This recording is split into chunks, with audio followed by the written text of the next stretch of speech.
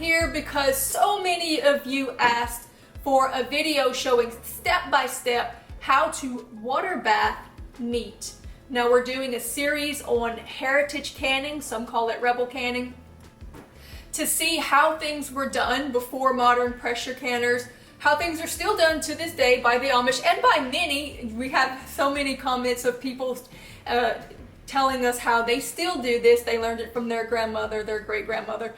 And of course, because we have people that watch this channel from all over the world, many countries and cultures still do this primarily as their only source of canning. So I don't want to leave them out of the instructions in how to preserve meat. We're talking, a lot lately about preservation without refrigeration. So we did this video about how to bulk rebel can your meat very quickly and easily if you had a grid down situation and you needed to save all of the meat in your freezer really quickly. And I'll put the link up for that video if you want to go watch it. But having done that, it sparked a whole lot of questions about rebel canning and about exactly the process of preserving the meat in a water bath canning scenario.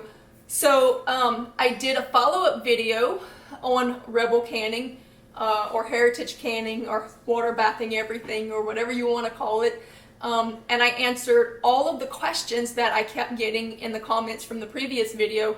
And we also talked in depth about the science of pressure canning versus rebel canning and botulism, how it works, and how to completely nullify it in both situations.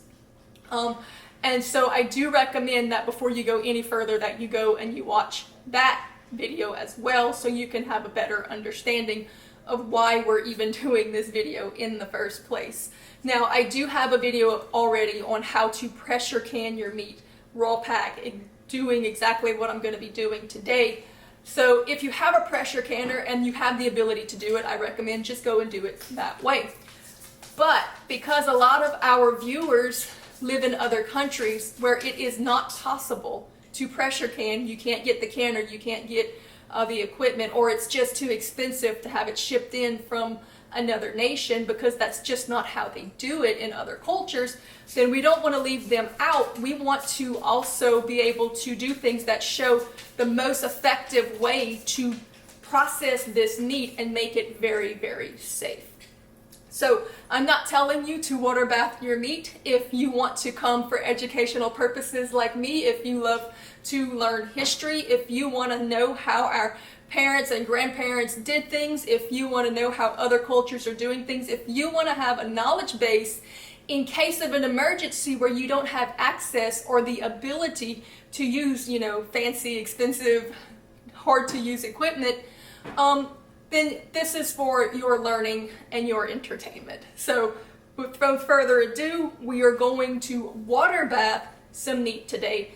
So one of the first things that I had questions of by some people in the Save Your Meat Out of the Freezer video was, what, do you thaw it first or do you do it frozen? No, you definitely want to thaw your meat first. You don't want to put frozen things into a jar and then start heating it up. You don't want to risk stressing your jars with temperature fluctuations any more than you need to. So let your meat defrost, and then we're going to cut the pieces into roughly 1 to 2 inch chunks. So this is 2 beef roast. So we're going to cut these up, and we'll come back in a minute once all of the cutting is done. All right, all of our meat is cut up. These are probably 1 inch cubes. You can do up to 2 inch cubes. If it was a more tender cut of meat, I would probably do 2 inch cubes. This is a roast, so I think it can handle 1 inch cubes. So we're going to go ahead now and see how many jars we can pack this with. Another big question that I had was, do you put any liquid in the jar? If you are raw packing, you do not have to put anything in the jar except for the raw meat. If you cook it first, you're going to want to put some broth or some water or something in there with it. So because we're raw packing, technically, no. Me personally, the reason you don't have to is because there's enough moisture in the meat that as it cooks, it's going to pull that broth out into the jar.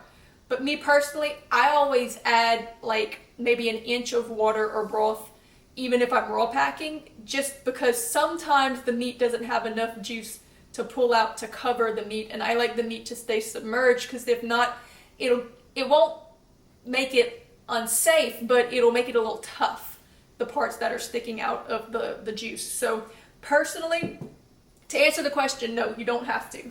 But me personally, I do typically add maybe just about like an inch of water. You also can add seasonings if you want.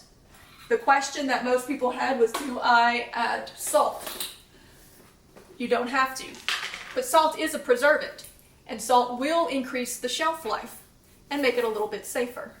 So people will put anywhere from a half a teaspoon to a half a tablespoon of salt per jar.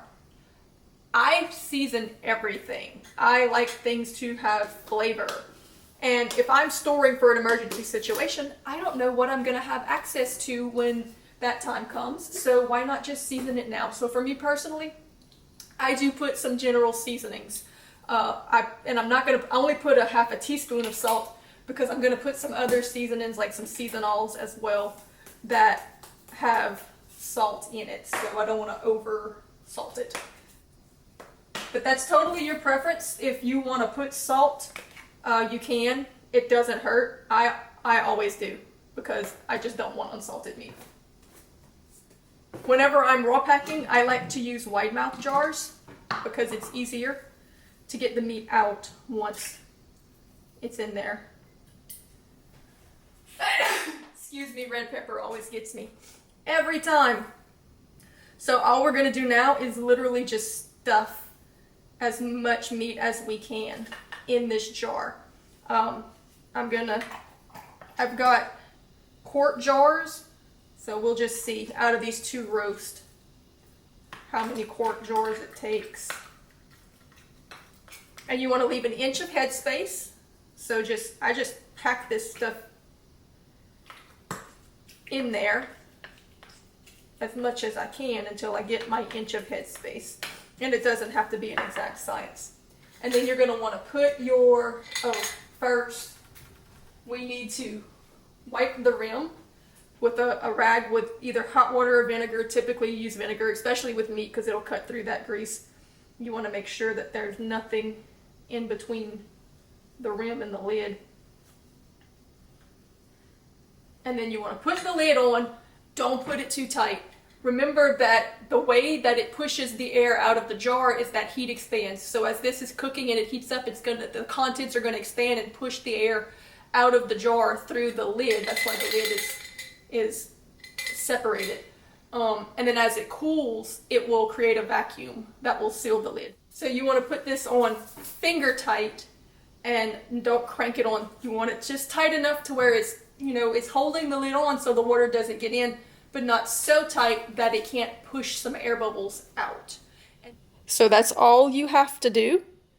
And I will get the rest of the jars filled and stuffed, and then we'll get them into the water bath, and I'll show you how to do that. So both of those beef roasts stuffed into 3-quart jars. That kind of makes the point that we made in the other videos about how much meat you can fit into just a few jars.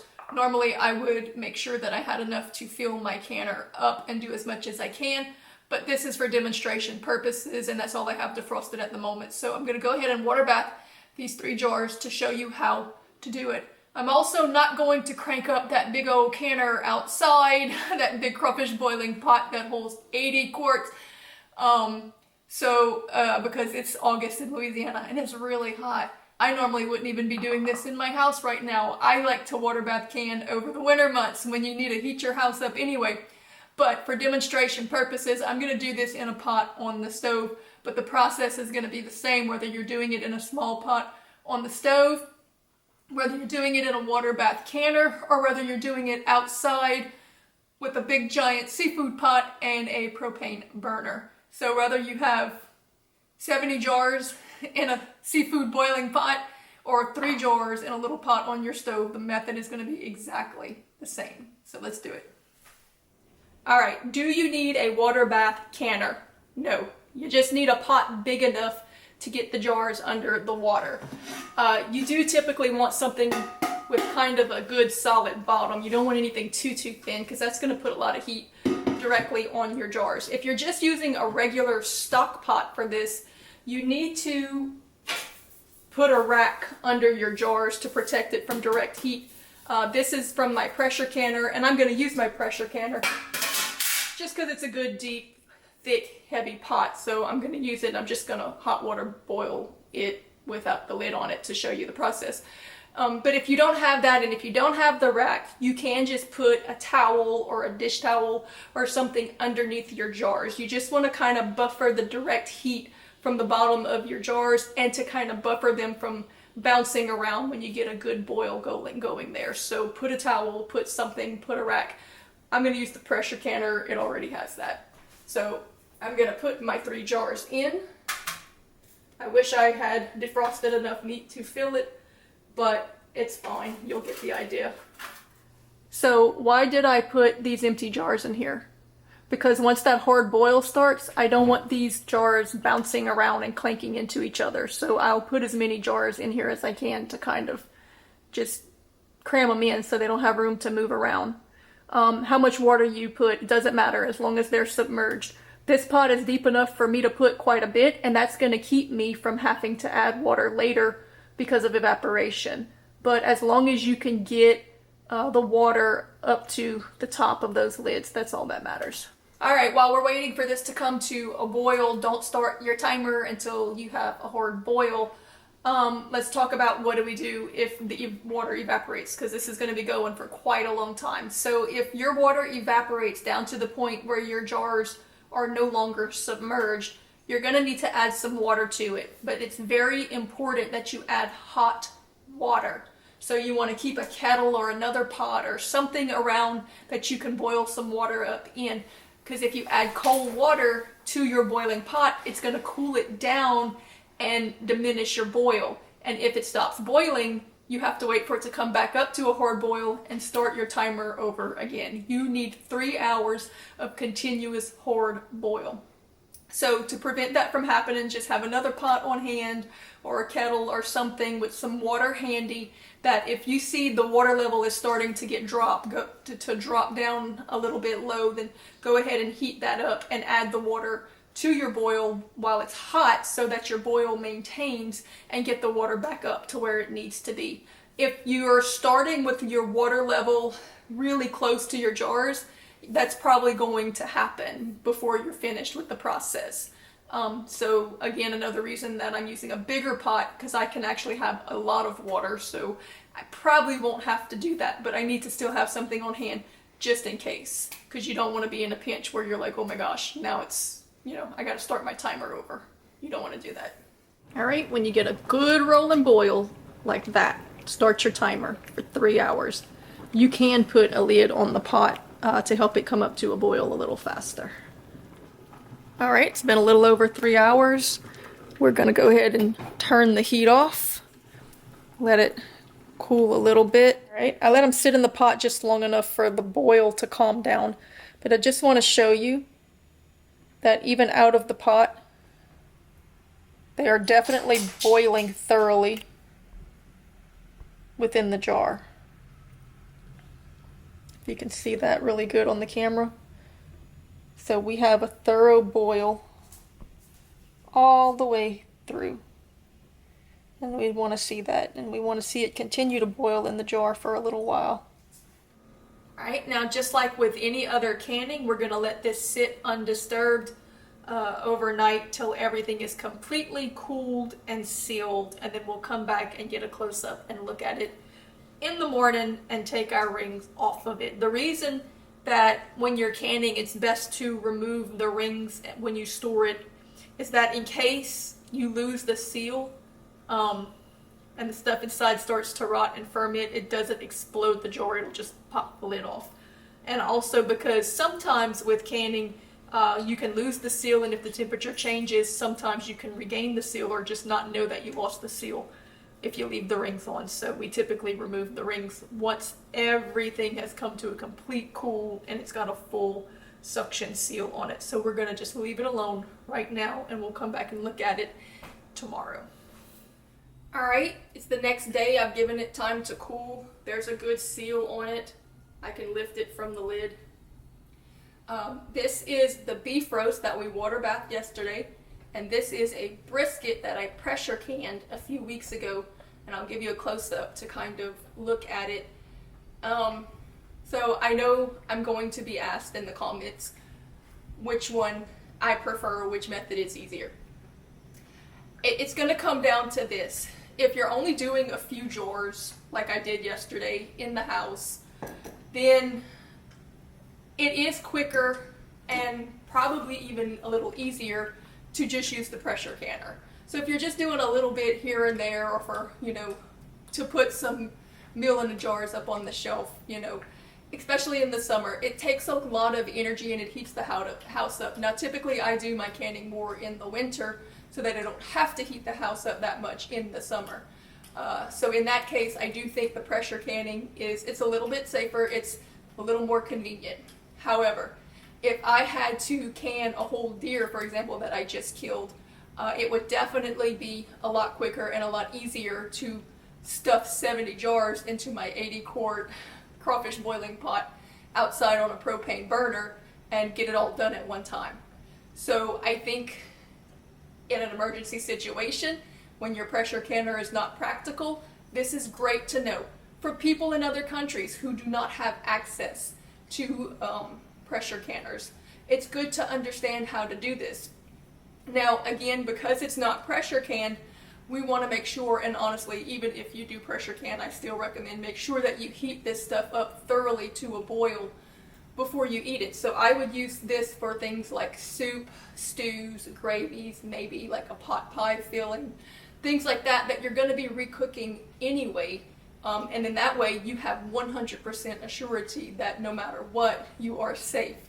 So it's not difficult to do. One thing that I do like is that you don't have to watch it as closely. A boiling pot is not as dangerous as a pressure canner, so I could go out and do stuff in the garden really quick, move the sprinklers around, come back in, and not have to worry about just these random pressure buildups that you have to really keep your eyes on the pressure canner for. So it is a little convenient in that, but the 3-hour water bath is very well sealed.